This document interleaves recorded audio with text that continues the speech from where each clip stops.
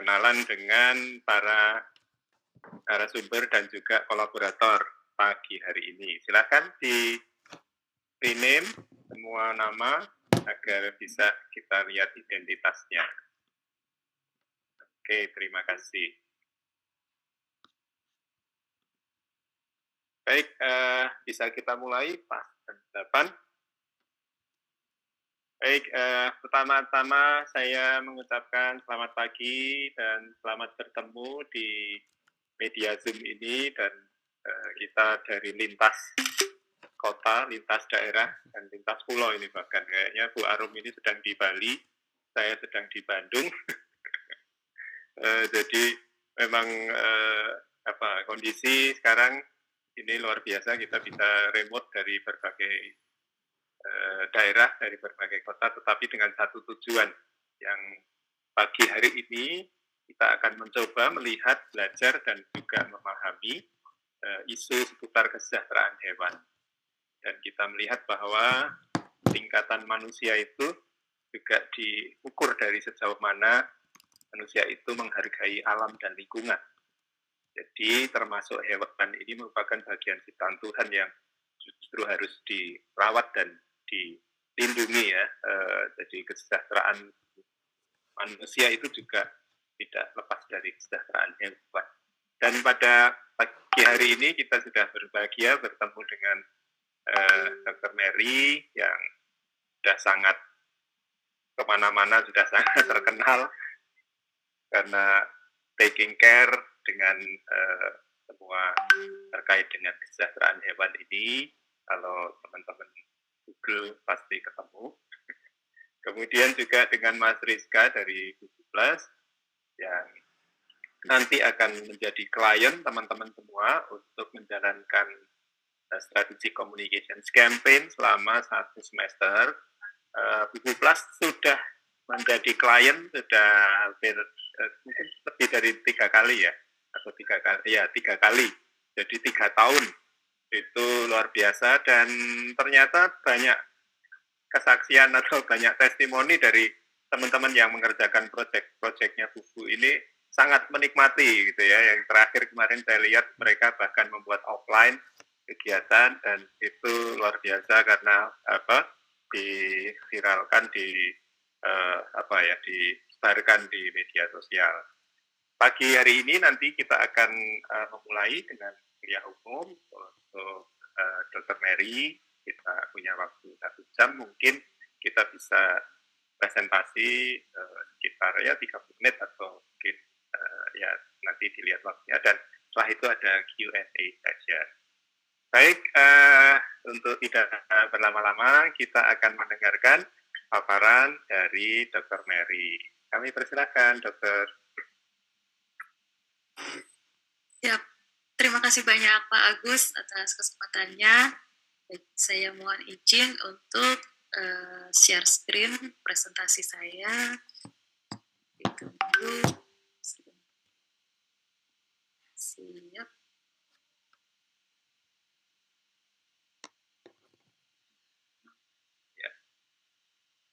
Siap, semoga sudah terlihat. Sudah, Dokter. Ya.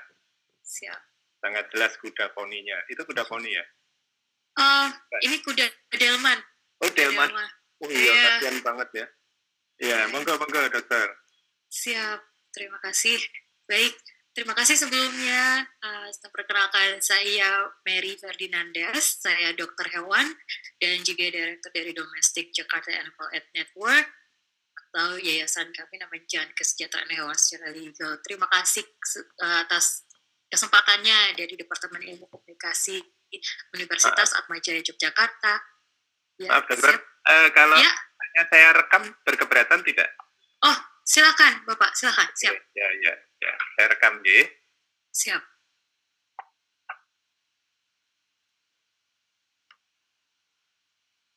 Baik, monggo, Dokter.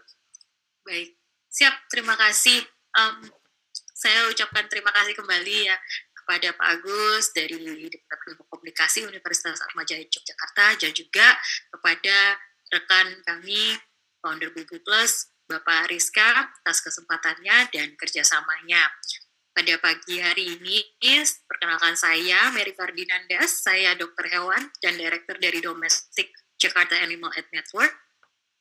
Ingin berbagi, sharing mengenai isu kesejahteraan hewan di Indonesia dari sudut pandang saya juga sebagai seorang dokter hewan dan juga aktivis kesejahteraan hewan.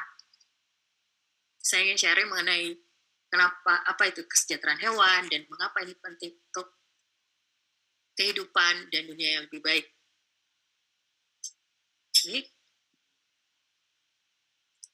Sebelumnya, secara singkat, background singkat dari Jakarta Animal Health Network sendiri, kami adalah NGO atau LSM lokal yang berdiri sejak tahun 2008, jadi sekarang sudah berjalan 15,5 tahun, dan kami sendiri berasal dari divisi hewan domestik atau jangan domestik ya. Nah, kami sharing dari salah satu program kami namanya animalwelfare.id, suatu platform digital mengenai edukasi kesejahteraan hewan dengan bahasa Indonesia. Jadi kita provide resources, training, dan berbagai macam kerjasama, baik dengan pihak seperti universitas, dan juga salah satunya rekanan kami dari Bibitwas. Program ini kita kerjasama dengan dan didukung oleh rekanan kami dari Four Paws International. Nah, secara umum sedikit menggambarkan asal dari organisasi kami. Kami sudah berdiri sejak tahun 2008.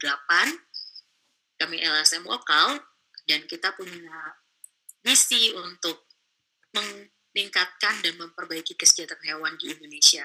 Kami memiliki 2 divisi utama, teman-teman, yaitu divisi hewan domestik dan divisi satwa liar. Meskipun kami 2 divisi berbeda, kami memiliki manajemen yang berbeda juga, seperti itu. Dan kami mewakili dari divisi hewan domestik atau jangan domestik. Nah, program-program kita itu antara lain ada, kita punya program shelter anjing dan kucing, kita punya sanctuary untuk kuda-kuda delman, untuk ex-kuda delman. Lalu kita punya program advokasi untuk policy change pada isu kesejahteraan hewan. Lalu kita punya program kampanye Dog Meat Free Indonesia dengan basis program untuk lobby politik perubahan dan pembuatan regulasi untuk ilegalisasi perdagangan daging anjing. Kita punya program sterilisasi kucing jalanan, dan kita juga pastinya kita punya program peduli kuda pekerja delman. Saat ini fokus kami di daerah DKI Jakarta dan sekitarnya, dan yang juga salah satunya adalah program edukasi animal welfare.id. Mungkin kami ada waktu singkat, kita ingin ajak teman-teman mungkin pagi-pagi biar bisa lihat keadaan shelter kami ya. Sedikit saya putarkan.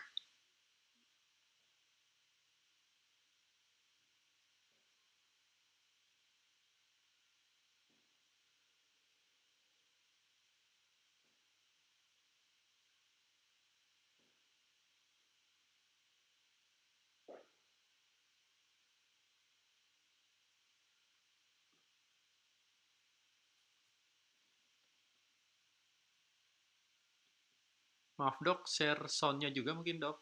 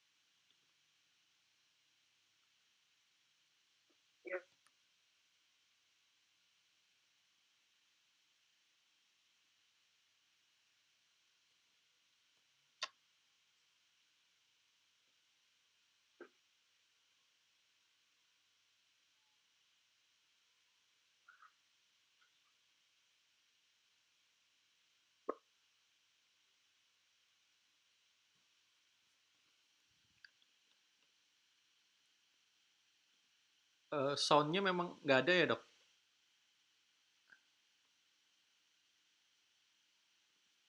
Ya, soundnya nggak kedengeran, Dok. Mungkin pas share screen itu ada checklist di kiri bawah dok, ada apa untuk share juga soundnya dok. Siap, Di... tapi untuk semuanya bisa lihat ya? Ya. Terlihat jelas ya. dok. Siap, mungkin itu aja yang saya ingin ini untuk lihat keadaan secara sekeliling tentang shelter kami. Baik, sekilas untuk intronya. Nah, kita masuk ke pembahasan dan diskusi tentang apa itu kesejahteraan hewan. Mungkin teman-teman nanti juga bisa sharing dan diskusi pendapat teman-teman mengenai apa sih definisi kesejahteraan hewan. Tetapi secara umum, kita punya prinsip yang kita bisa pakai dan pedoman yang bisa kita pakai, yaitu 5 domain prinsip kesejahteraan hewan yang lebih holistik, yang lebih jelas sebagai tolak ukur bagaimana kita tahu nih hewan kita sejahtera apa enggak. Nah, kesejahteraan hewan sendiri itu bagaimana kita melihat dan bisa memprovide juga sebagai pemilik, sebagai manusia yang memiliki tanggung jawab terhadap, kalau kita berbicara dalam konteks hewan peliharaan, bagaimana kita bisa provide faktor-faktor penentunya ini tercukupi dan terpenuhi di setiap individu masing-masing. Nah, sedangkan prinsip kesejahteraan hewan sendiri adalah bagaimana setiap individu hewan bisa beradaptasi dengan kondisi dalam hidupnya yang bisa kita nilai jika dari luar, jika hewan itu memberikan respon dalam keadaan sehat, dia menunjukkan tingkah laku yang menunjukkan bahwa itu mengidentifikasi dia nyaman. Lalu jika ada nutrisinya tercukupi, otomatis juga keadaannya juga sehat dan dia tidak sakit, dia tidak ketakutan, tidak mengalami stres yang berlebihan. Nah, semua itu secara prinsip indikatornya ada di 5 domain prinsip kesejahteraan hewan. Nah, ini faktor-faktor yang berkontribusi terhadap kesejahteraan. Jadi bagaimana kita memberikan nutrisi yang cukup, lingkungan yang sesuai, kesehatan yang baik, perilaku yang baik, dan kondisi kejiwaan atau mental health status dari individu masing-masing hewan. Nah, sampai sini biasanya orang cenderung berpikir bahwa oke, misalnya kita berbicara dalam konteks hewan peliharaan nih misalnya. Kemudian orang-orang berpikir oke, begitu nutrisi berarti saya harus ngasih makan dan minum, udah selesai. Gitu. Tapi apakah makan dan minum kita itu sesuai dengan yang dia butuhkan? Misalnya kita bicara hewannya spesies anjing nih, lalu kita berikan makanan misalnya kan atau dog food yang sudah jadi atau malah dimasaki makanan sendiri gitu. Terus ya udah saya kasih banyak sayuran deh, atau nggak mau kasih daging karena saya misalnya saya nggak mau nih hewan saya makan daging, tapi itu dilakukan misalnya di anjing atau langsung masuk di kucing, padahal kucing ini kan karnivora obligat, jadi dia tidak sesuai dengan nutrisinya dan berisiko fatal. Jadi untuk kesejahteraan hewan sendiri itu benar-benar dibutuhkan pemenuhannya spesifik kebutuhan spesiesnya. Jadi kalau kita bicara anjing, bicara kucing, itu berbeda. Bicara burung juga berbeda. Spesiesnya apa? Lalu untuk misalnya kita lebih luas lagi nih, di luar hewan domestik, kita bicara tentang satwa liar misalnya, ya. Satwa liar di sini dalam artian kita berbicara di konteks konservasi atau rehabilitasi, bukan pemeliharaan, ya. Karena kalau pemeliharaan sudah jelas itu merupakan salah satu bentuk kekejaman juga terhadap hewan, karena kita mendukung eksploitasi, dan juga mendukung siklus perburuan dan perdagangan satwa liar, perdagangan satwa ilegal. Nah, yang saya ingin bahas di sini lebih ke konteks konsep kesejahteraan hewan. Contohnya, gitu ya, ngomong tentang kebutuhan spesies spesifik spesies nih istilahnya, spesies spesifik welfare needs, gitu kan, di masing-masing hewan. Nah, ini kita juga bisa mengambil contoh di konteks konservasi atau rehabilitasi satwa liar. Misalnya kita bicara primata. Nah, kita pikir primata ini misalnya mau monyet ekor panjang atau simpanse atau orangutan, kasih aja pisang, itu kan primata, makan pisang kali ya. Nah, gitu. Atau kita ngomong lutung, ya kan primata, kasih makan aja pisang, itu kan nutrisinya. Nah, itu juga menunjukkan bahwa itu kesalahan besar di situ. Kenapa? Karena nutrisinya walaupun dia sama-sama satu ordo primata nih, tapi mereka spesiesnya berbeda, jadi kebutuhan makannya berbeda. Yang satu misalnya frugivora, yang makan 70% komposisi dietnya itu dari buah-buahan. Yang satu polivora itu 70% misalnya komposisi diet atau nutrisi yang dia makan yaitu daun-daunan. Karena seperti misalnya kita bicara misalnya lutung, terus simpai, gitu, surili, gitu kan. Berbeda kalau kita ngomong monyet ekor panjang. Atau kita itu baru ngomong nutrisi.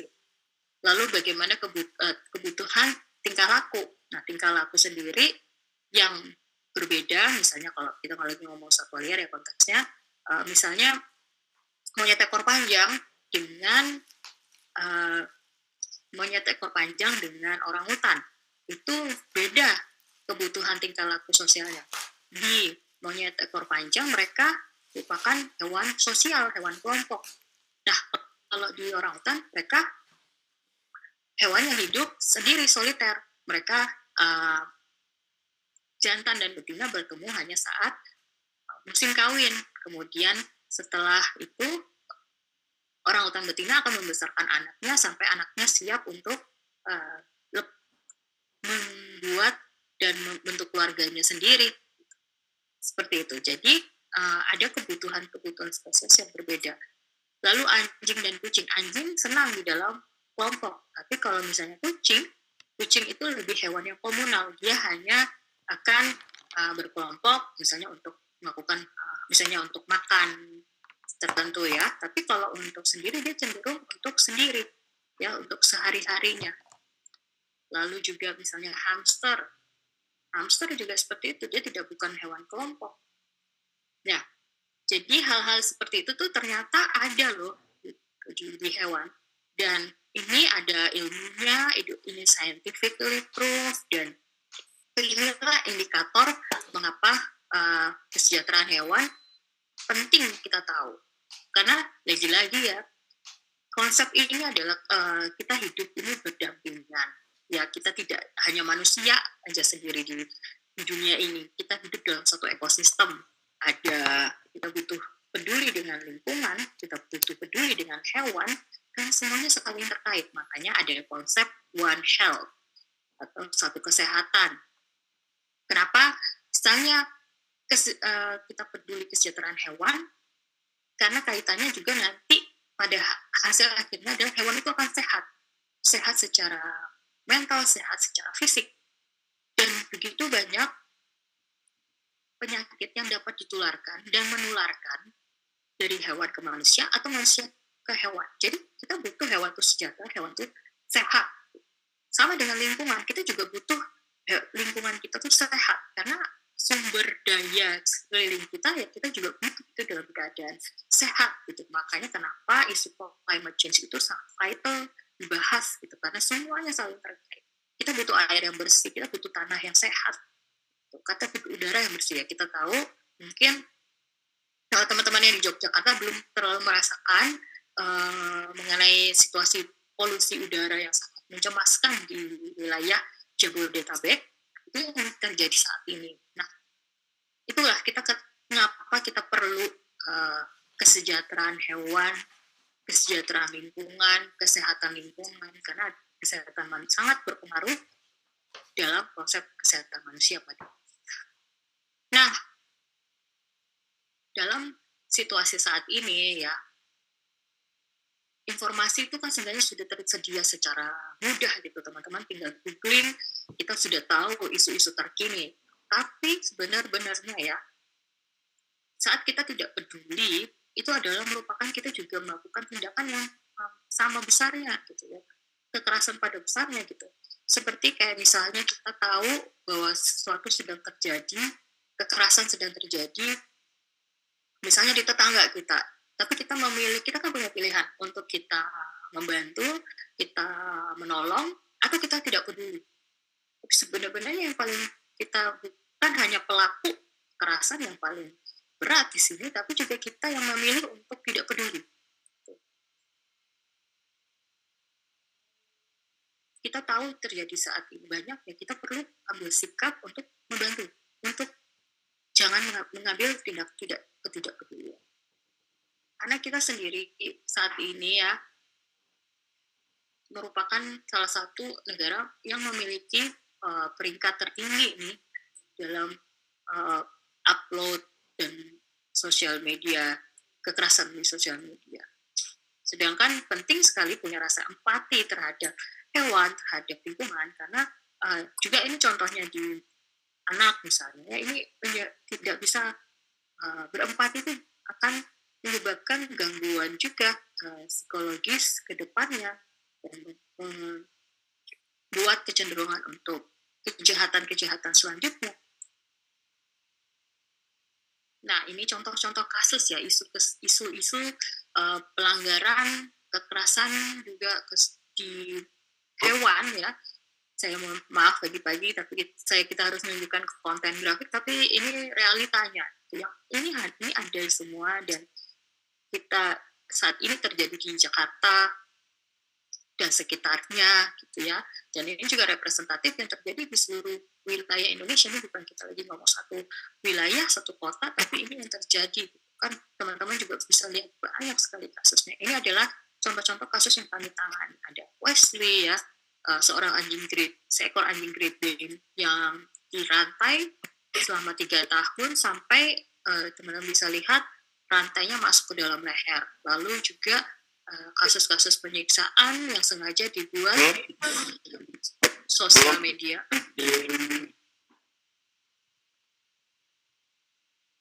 Baik, Mas Ardian ya. Apakah saya bisa lanjut? Ya, Dok. Siap, baik. Baik, terima kasih. Kemudian ada kasus Caki, ini juga terjadi di wilayah Jakarta. Waktu itu tengah malam kami dapat informasi seekor anjing Pomeranian ini dibanting, dilempar ke tembok. Sampai kondisinya seperti ini, lalu mereka minta tolong kepada kami untuk melakukan perawatan, dan kita dampingi untuk proses hukum, dan untungnya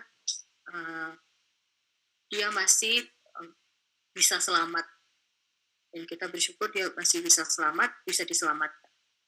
Lalu juga tidak hanya pada hewan domestik ya, satwa liar juga banyak kasusnya gitu ya. Karena tadi saya bilang mengapa kita tidak kenapa kita harus peduli ya juga dengan ini, dengan satwa liar ya, karena kasusnya juga semakin cukup banyak gitu. Dan saat kita membeli satwa liar terus atau membeli tiket untuk misalnya nonton suatu pertunjukan yang mengeksploitasi satwa liar, kita kan mendukung juga kegiatan penyiksaan ini karena siklusnya kan sama, indikatnya sama. Seperti itu.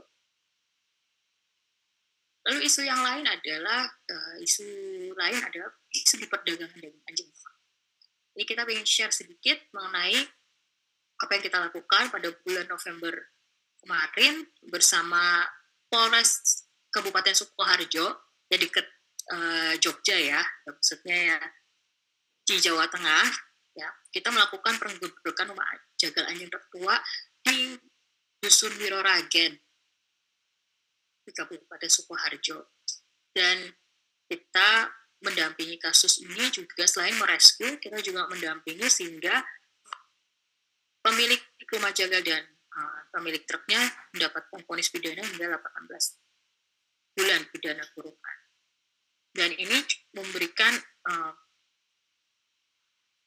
informasi bahwa perdagangan daging anjing ini ilegal dan dapat dituntut secara hukum. Dan ini adalah proses yang kita lakukan pada malam hari itu. Kita waktu itu sekitar jam 12 malam melakukan penggerebekan tersebut.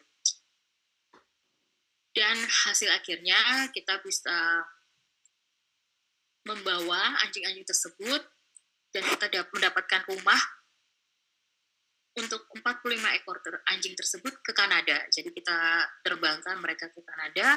Anjing-anjing tersebut saat ini sudah memiliki rumah dan teman-teman bisa lihat juga update-nya di Instagram kami di Dog Meat Free Indonesia. Nah, solusinya jelas kita butuh edukasi.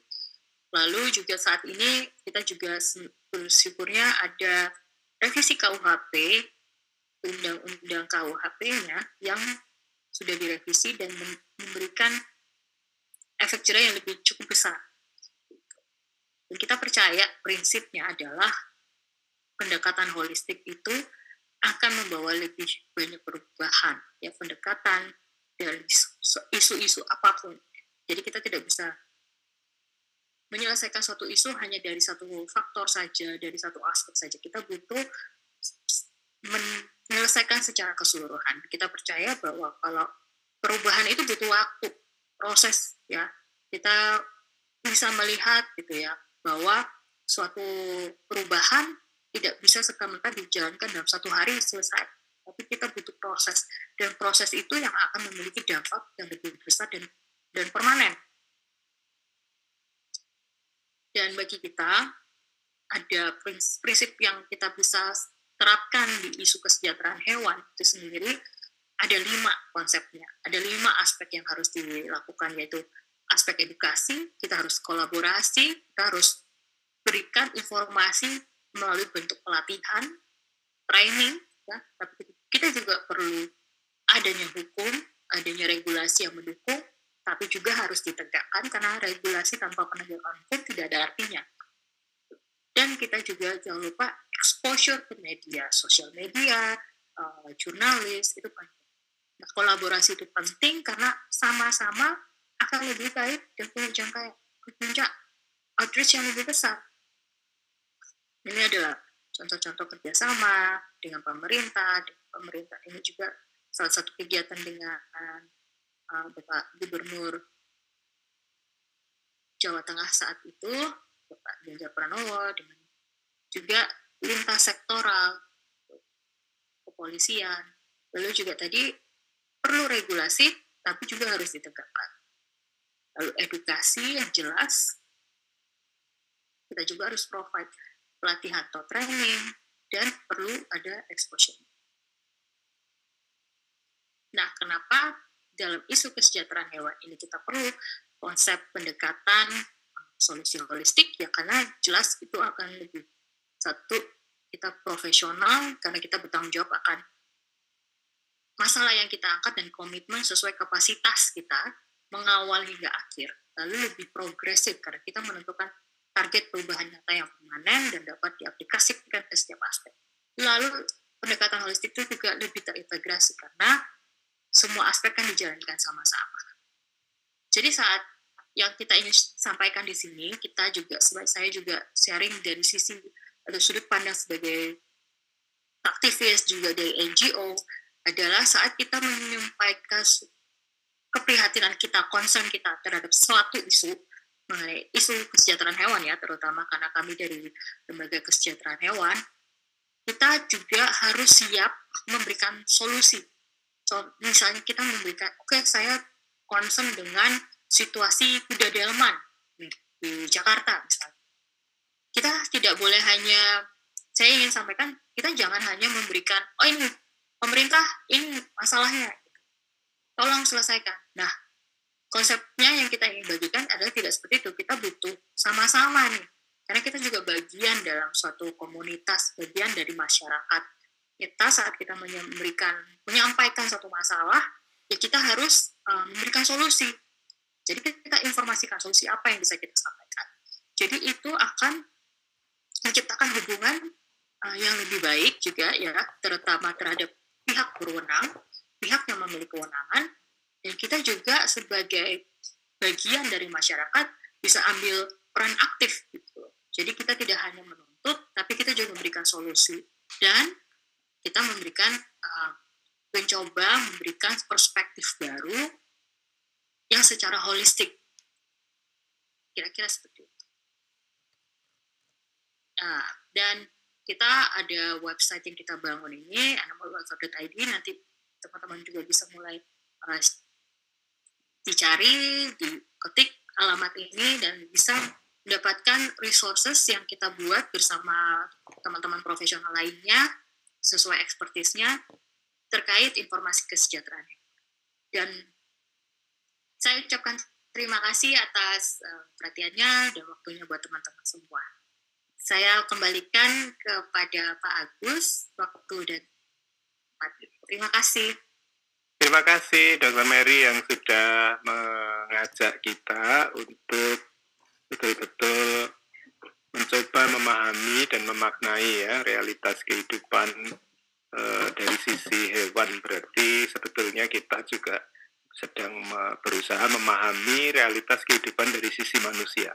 Ya, jadi kalau sebetulnya saya pernah itu ada suatu acara gitu, pertemuan itu kemudian ada seorang bule itu membawa 2 anjing dan dia ternyata menggunakan anjing ini untuk resolusi konflik.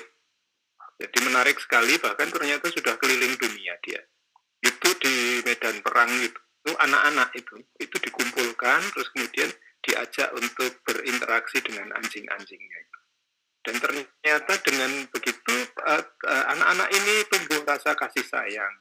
Kemudian juga bisa saling kayak saling berusaha untuk friendship ya, menjalin persahabatan dan lain sebagainya. Dan dia meyakini bahwa hewan-hewan itu justru mengajarkan kita untuk untuk resolusi konflik, karena dia melihat bahwa hewan-hewan itu mengajarkan betul bagaimana menghormati, menghargai lainnya gitu ya. Makanya bisa dilihat ya, justru kadang-kadang friendshipness hewan itu lebih natural, lebih murni daripada friendshipness manusia.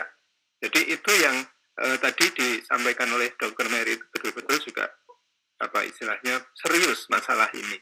Jadi dengan teman-teman yang ada di sini, moga-moga melihat atau mendengarkan paparan tadi tidak sekedar sebagai pengetahuan, tetapi sebagai niat ya, sehingga kemudian punya sesuatu hal yang dimulai dari lingkup paling terkecil. Coba kita lihat di sekitar kita, di kampung kita, bagaimana kita melihat kondisi realitas hewan-hewan di sekitar kita. Kemudian kita mulai punya activities, makanya dengan teman-teman Buku Plus itu juga menjadi bagian dari teman-teman untuk tadi seperti yang Dr. Mary katakan, kita harus show up atau sampaikan, sehingga mungkin media massa itu juga memberikan dampak ya untuk penguatan aspek-aspek misalnya penegakan hukum atau perlindungan yang lain. Jadi itu yang tadi, dan tampaknya juga kekuasaan, ekonomi dan lain sebagainya itu juga menjadi bagian ya ternyata. Jadi hewan-hewan liar yang dipelihara itu seolah-olah bagus, seolah cantik, tapi sebetulnya itu menyiksa ya, karena tadi juga aspek kesejahteraan atau kesehatan itu kalau monyet pokoknya dikasih pisang, monyet apapun dikasih pisang. Wah bahaya itu, apalagi pisangnya pisang goreng, ya itu lebih berbahaya lagi. Jadi kita kan berkunjung ke kebun binatang itu kan kadang hanya untuk melihat dan berwisata. Kenapa tidak kita bikin bahwa berkunjung ke kebun binatang sebagai bagian dari kita menyadarkan masyarakat akan kesejahteraan hewan. Nah, moga-moga inspirasi, insight ada dari paparan tadi. kita akan masuk ke mungkin pertanyaan-pertanyaan atau komentar, boleh saja ya, tidak hanya pertanyaan, tapi mungkin punya testimoni atau mungkin teman-teman di sini punya cerita, ya silahkan saja, sehingga nanti mungkin Bu Mary dan Mas Rizka dan teman-teman dari Jaan ini juga bisa mendapatkan informasi, mendapatkan data, karena itu juga penting banget ya. Jadi misalkan teman-teman melihat ada, saya pernah lihat itu tetangga itu punya anjing, itu juga gitu, dikencang terus dan talinya itu pendek banget gitu. Setiap pagi kadang-kadang kalau saya jalan gitu tak bawain makanan, tak kasih minum gitu. Jadi wah gila banget itu, kasihan banget. Memang apa ya istilahnya ya masih bisa, tapi terlalu pendek gitu, jadi kasihan itu.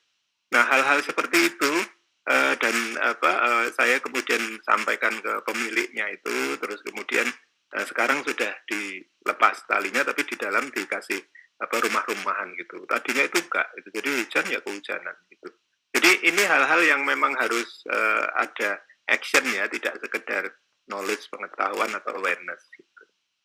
Oke, silakan teman-teman dari agensi yang ingin menyampaikan mungkin pertanyaan atau mungkin kaitannya dengan apa tadi pernyataan atau testimoni atau cerita, silakan bebas ya. Untuk yang mau bertanya silahkan mungkin raise hand atau bisa juga Anda menuliskan di chat ya. Silahkan.